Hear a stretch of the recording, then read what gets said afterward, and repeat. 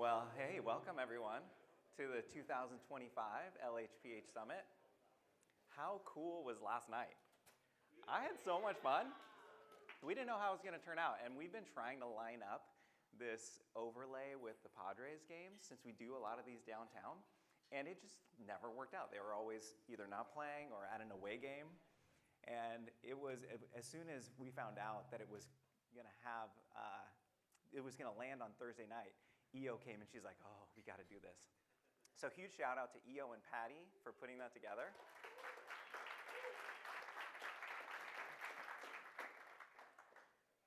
So we like to put these on because we believe in continual growth. We think that it's important in the industry, and we plan on this being educational and learning, and we all get the most out of it when we're vulnerable, when we're honest about where we're at, when we share in our struggles.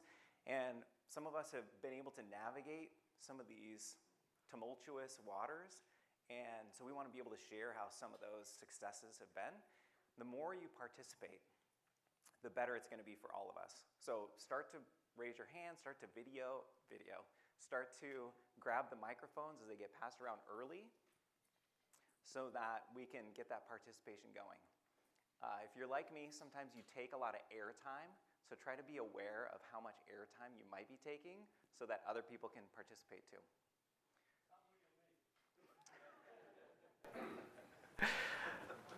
So growing up, I was the youngest of three boys, and I'm 90% certain that my mom was hopeful that I was going to be a girl. In fact, I think she thought I was going to be a girl because she made this comment once about how she had a baby shower and got a bunch of girl clothes for me.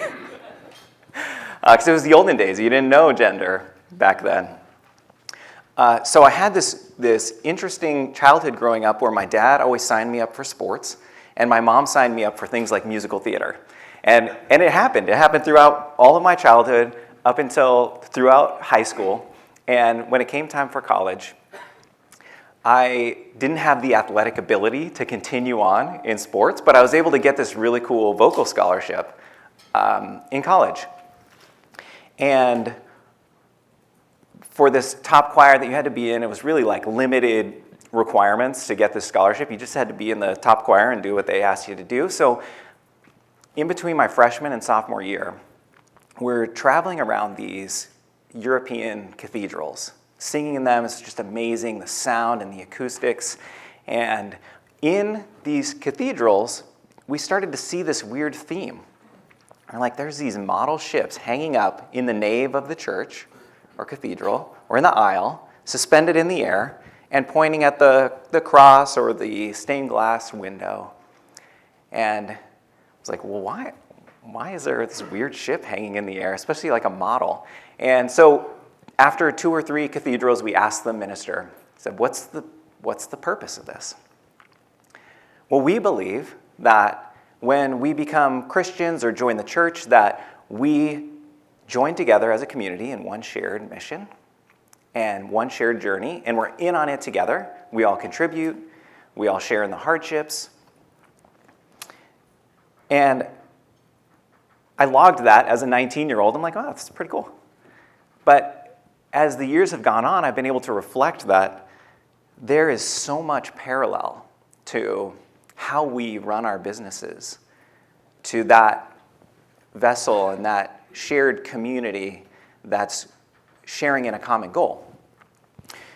Because in our businesses, the ship or the business has direction it has to face. It has destinations it has to reach. It has cargo. It has crew and passengers, where the crew is your team, and the passengers are your customers, and the cargo is your product or service, your capital structure, your culture, your processes. And then there's the captain, the CEO, the president, the owner, operator, the leader, who sets that course. They set that destination. They steward the cargo. They're responsible for the safe delivery and timely delivery of this to make sure that they're that their crew and the passengers arrive safely. They have to anticipate the different uncertain weather conditions that are going to happen.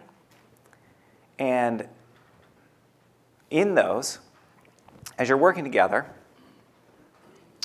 you have to think about it in a different way.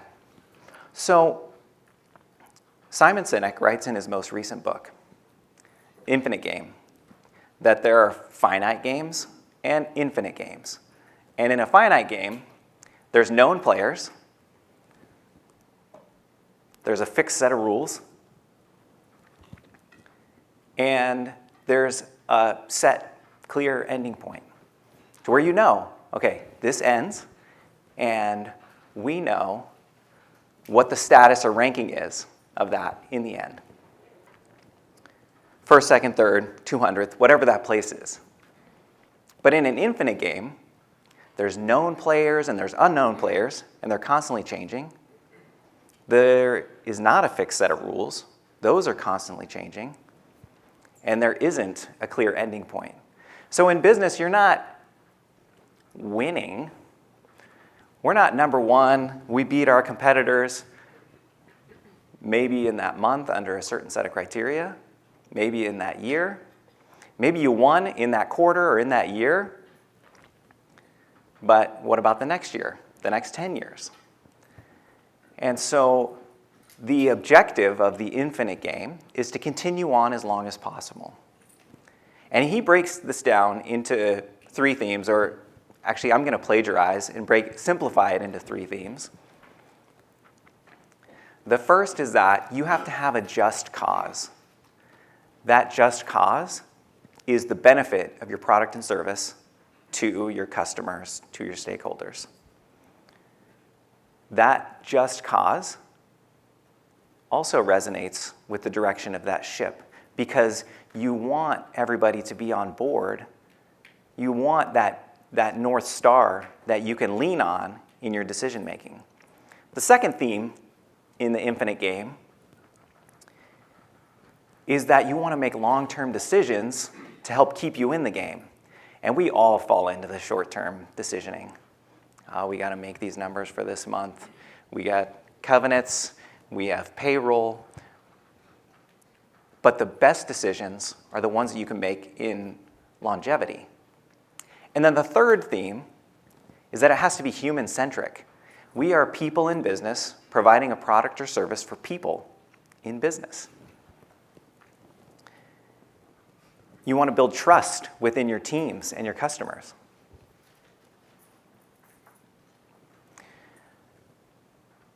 So as you're navigating these waters throughout this infinite game, you have these stormy conditions. And we right now in this industry are probably in one of the toughest storms we've been in.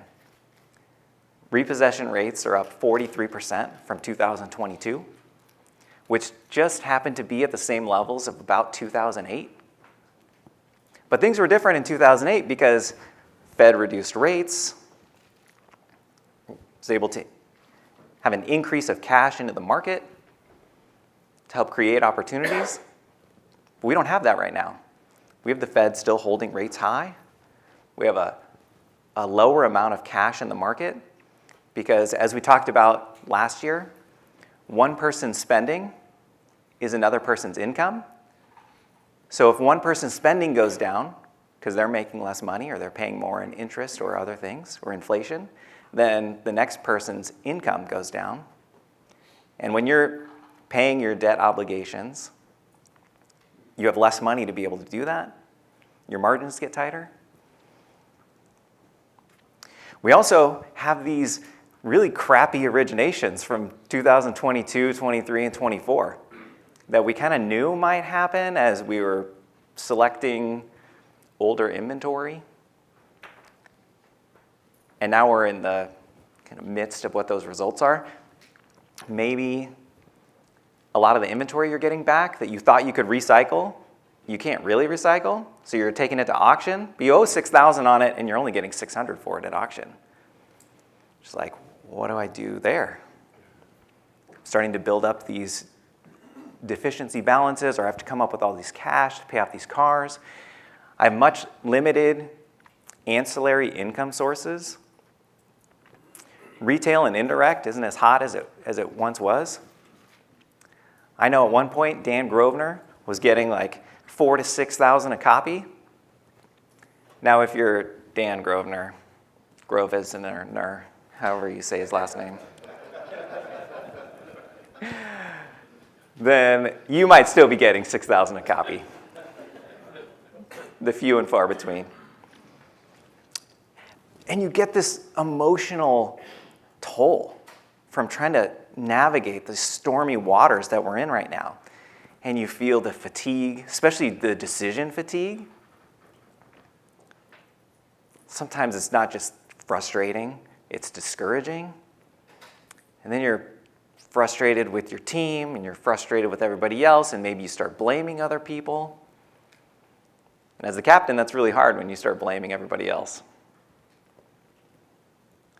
But it can be just freaking exhausting. We get the whole summit to talk about issues and how to navigate the storm, so I want to stop talking about that and talk about how we also are faced with these disruptive winds, these strong forces. We have this technology shift right now. The biggest technology shift in all of human history is happening in this moment. And it feels a little weird. We have artificial intelligence that's like kind of in this awkward adolescent phase where you know that it's really important and you know that you're kind of using it maybe in the right ways, but you don't know how to get the best out of it. You don't know how to fully implement it into your organization for the greatest impact. So as we'll probably be talking about artificial intelligence throughout all the different sessions, I wanted to create a little bit of a baseline so that we're using some of the same language and understanding.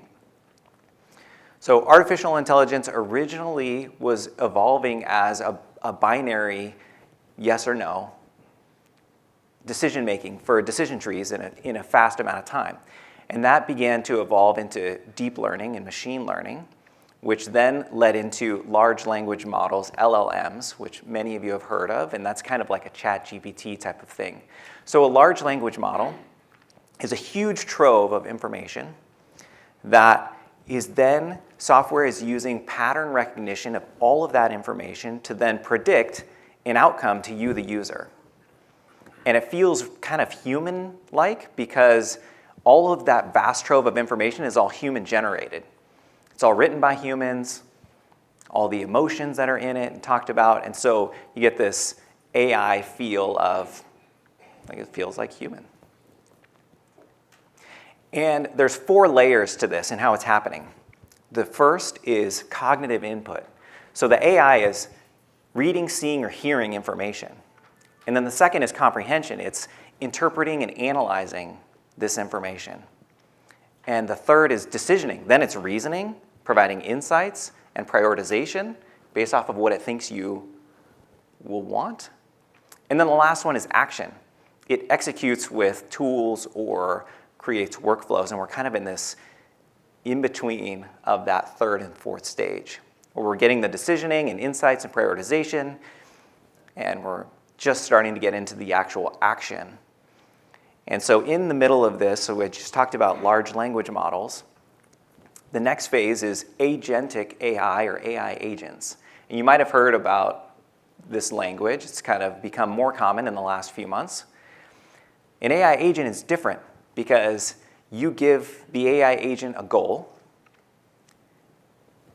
and it has a lot of freedom and autonomy on how it completes that goal. So here's an example of an AI agent. You give your AI agent, we'll call it negotiator, the goal to set all the prices for, or the range of prices for your outsourced reconditioning for all the units that are coming in. And you want it to set a range in advance, but also continually. So you say, AI agent, I want you to work with this third party over email.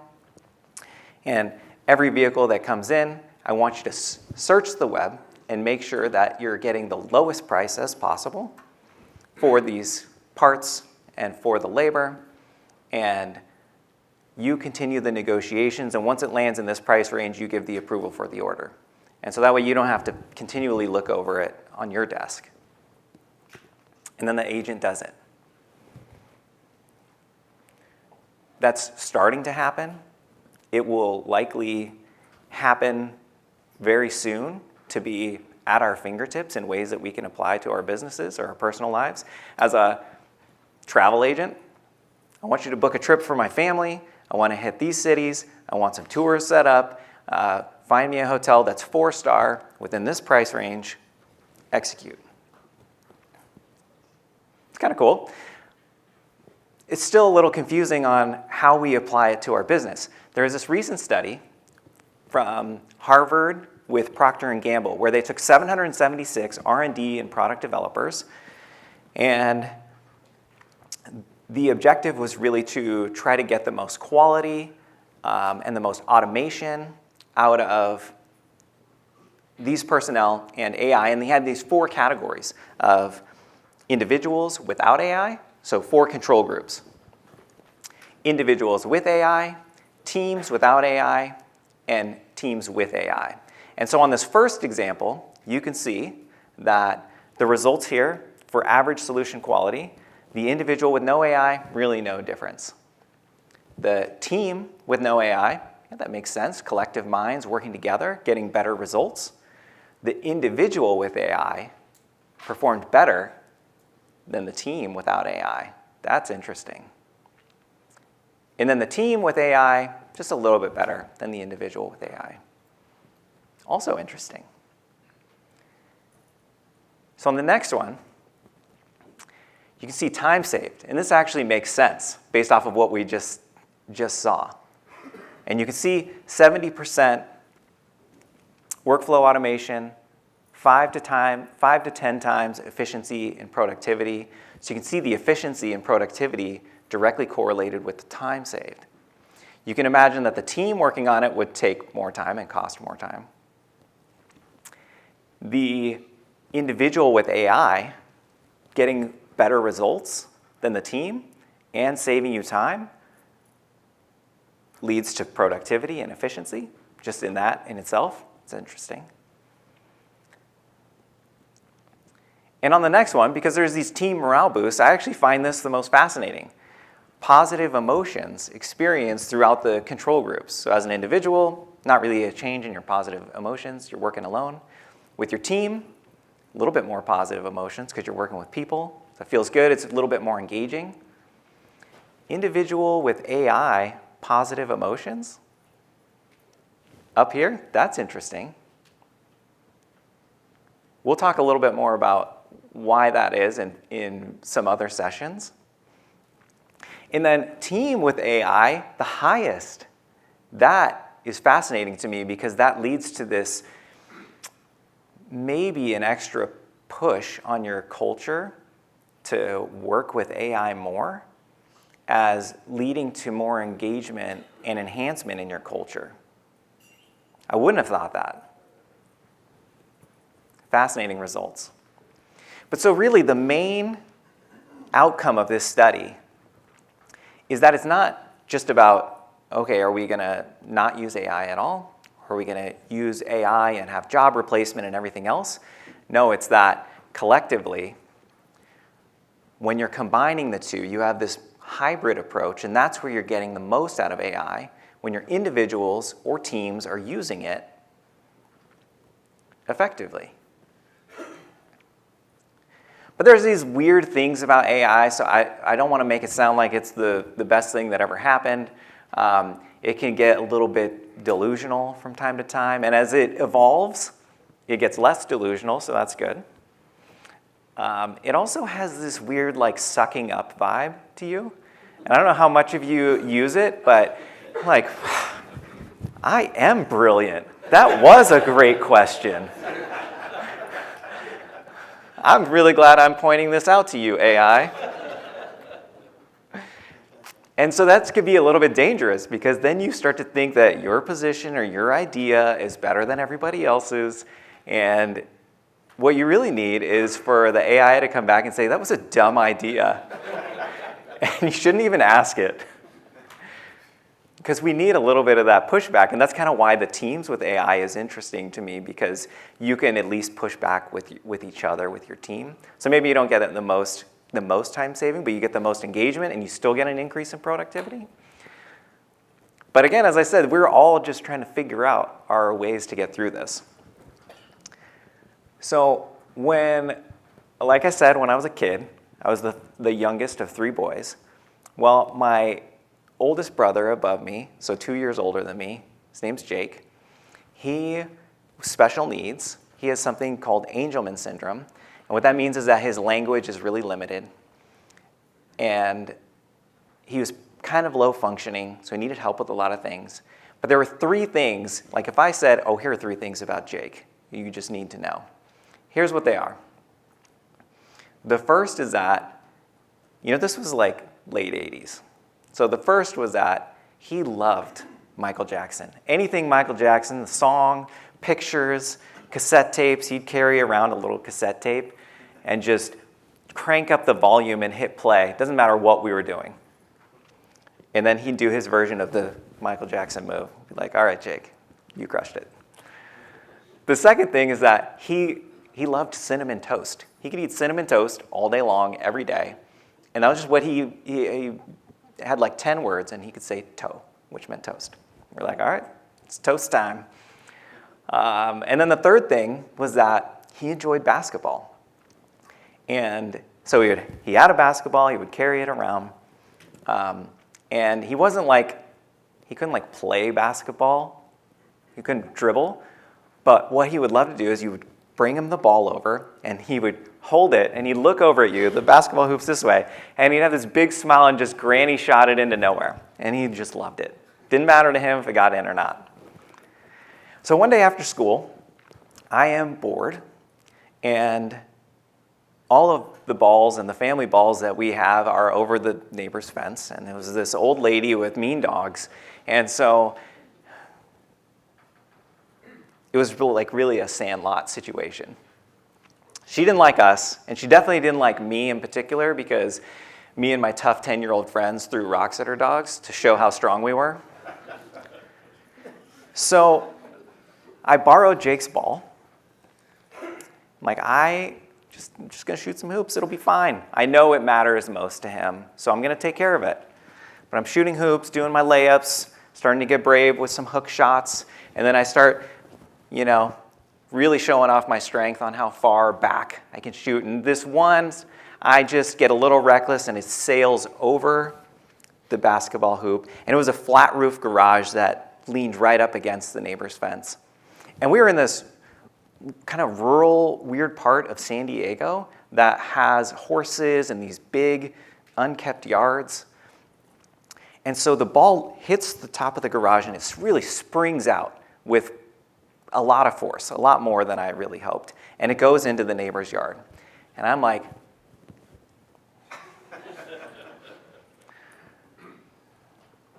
so first thought is, well, I'm a good climber. Just climb the 6-foot fence. If the dogs are inside, well, I got this. So I kind of scamper up and look over, see the ball. It's far. No dogs. So I'm like, all right, it's go time.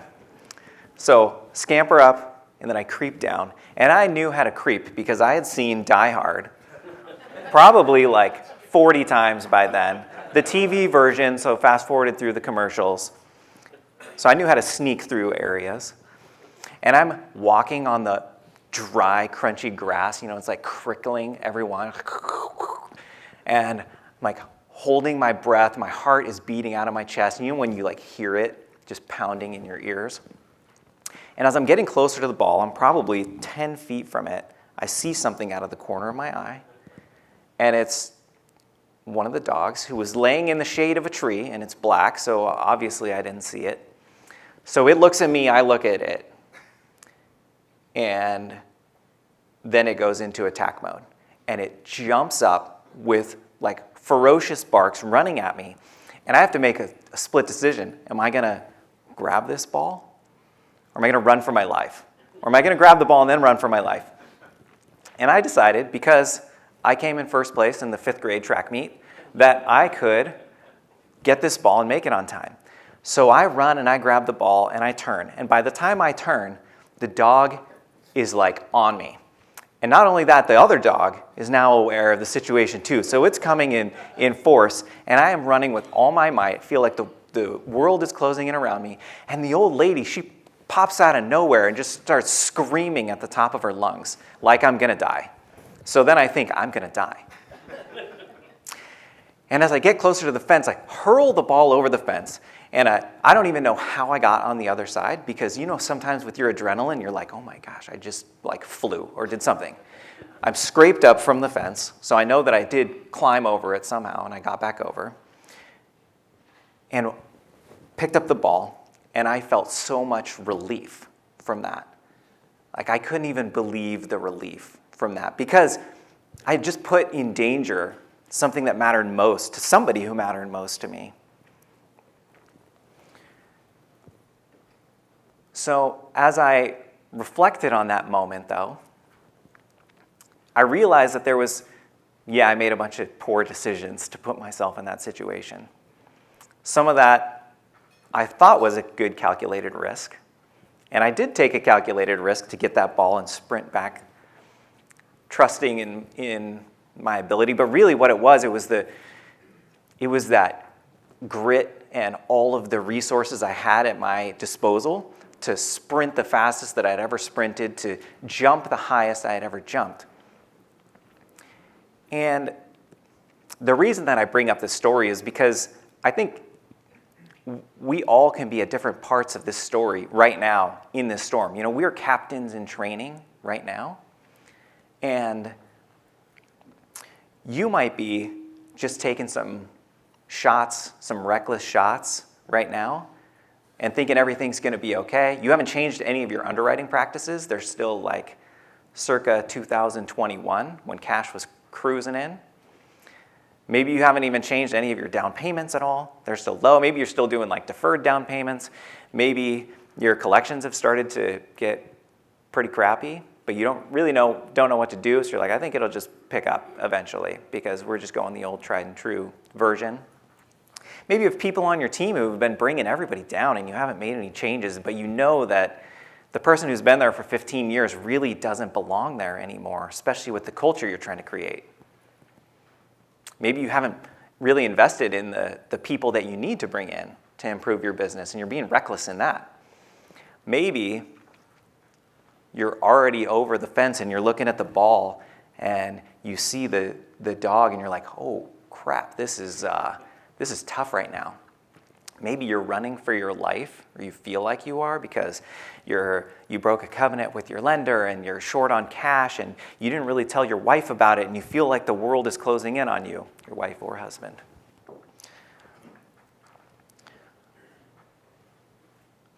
And really what it's going to take to get through it is to take every resource that you have at your disposal, if you're in that part of the story, to take everything in your might to be able to get through this. Now, we are captains in training, and we get these opportunities like today and tomorrow to learn and to challenge ourselves and to grow, so that we can take those things with the extra grit and get through some of the tough times. Because the great captain that we're aspiring to be isn't just trying to avoid the storms. It isn't trying to get through one storm. The great captain is trying to plan, prepare, and position themselves to be able to make it through storm after storm and voyage after voyage.